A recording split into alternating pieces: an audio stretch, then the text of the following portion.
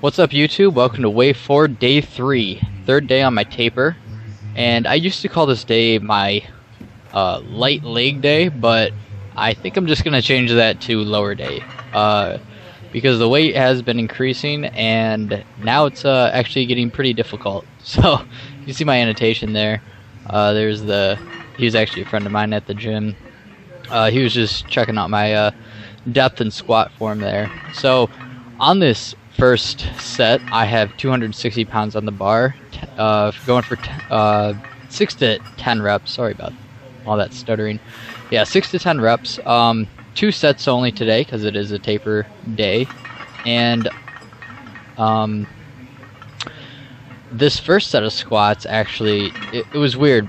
My left leg felt different. It felt off, but I do have a mirror in front of me, and I was watching my left leg, and it was getting more external rotation outside when I come out of the hole and I press my knees out, as you can see right there. It was bending far well over my ankle. So going into the second set, I had that in mind, and I was like, well, maybe I rotated my foot out more, and that's why it appeared that my knee was just getting out more. So I took a little bit and I stepped back, and I really make sure my feet are together and they're facing the same direction. I don't want either one of them to be turned or ahead of the other one. But same thing happened in this set too. My left leg was just it had more flexibility today or something. I don't know. It felt weird it felt weird doing the squat because I felt like there's a clicking movement in my left side of my hip. But I did the squats, and I mean, it wasn't painful or anything, so it was just really confusing. I never had that happen to me before. So like I said, this is the second set of squats. There's only 2 working sets of squats today. 260 pounds by 10 reps. Rep range was 6 to 10, so I maxed it out. Good on me. Most likely having a 10-pound increase for next week. I think if I go into another wave, being wave 5, I'll have to see what my coach sets me up on. So moving on from squats, I did some hip thrust. So you'll see those here. Unfortunately, I had to use my phone today actually to record.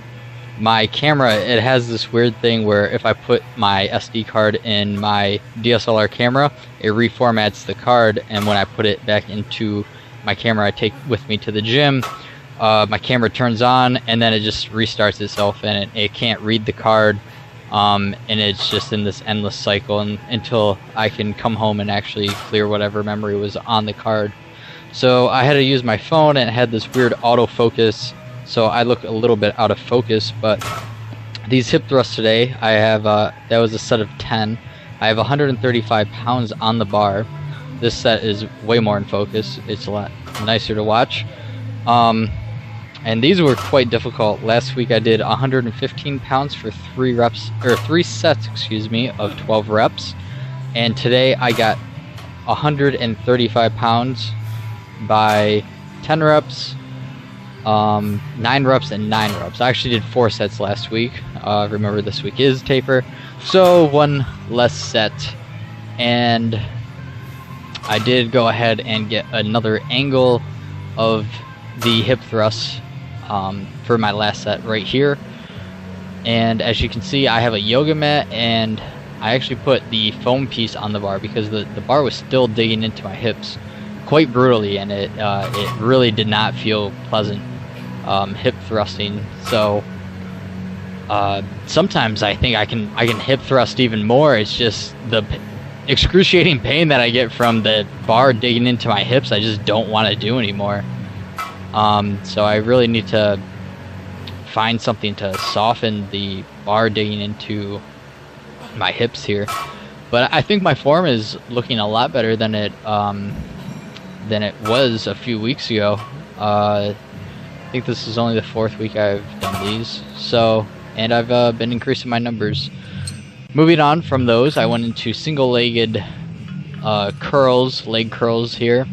So combined weight of 70 pounds, and I'm going for 8 to 12 reps last week I did 60 pounds and I got all 12 reps, so I said, hey, might as well increase it by another 10 pounds, and I got 12 reps on both sets this week as well. So this actually felt really good. What I'm doing is I'm really focusing on a lot of power and speed coming up to, you know, my glutes there, and then focusing on a real good contraction and then slow eccentric motion, you know, 1 to 2 seconds down, nothing sped up. I'm trying to control the weight there. So I really think this will play a pretty good role into my hamstring development over the next few years. I'll definitely keep this movement up because I do like the way it feels, and I feel like I get a really good contraction in my hamstrings when I perform this. So moving on from the one-legged curls, I did a abs machine today. Usually I normally do like planks or toes to bar, but I wanted to switch it up today, so I did this ab machine, and I have 100 pounds on the machine. This actually felt quite decent. I've used ab machines before where it just felt like I was pulling the weight down with my arms or something, and it really wasn't targeting my abs at all. But actually this machine, I really felt it within my core. So I think every so often I'll keep rotating between all my exercises that I do, being planks, toes to bar, hanging leg raises, weighted decline sit-ups. I'll just keep cycling through those because I like a little bit of variation in my workouts. I don't like to get too stagnant with the accessories. And finishing up, I did standing calf raises. 200 pounds, I did 5 sets, so even though it is a taper week, there was 5 sets of this. So if you like the video, guys, go ahead and give me a like rating, comment, subscribe, and I'll see you guys tomorrow for the next workout, being day 4 will be a upper body day.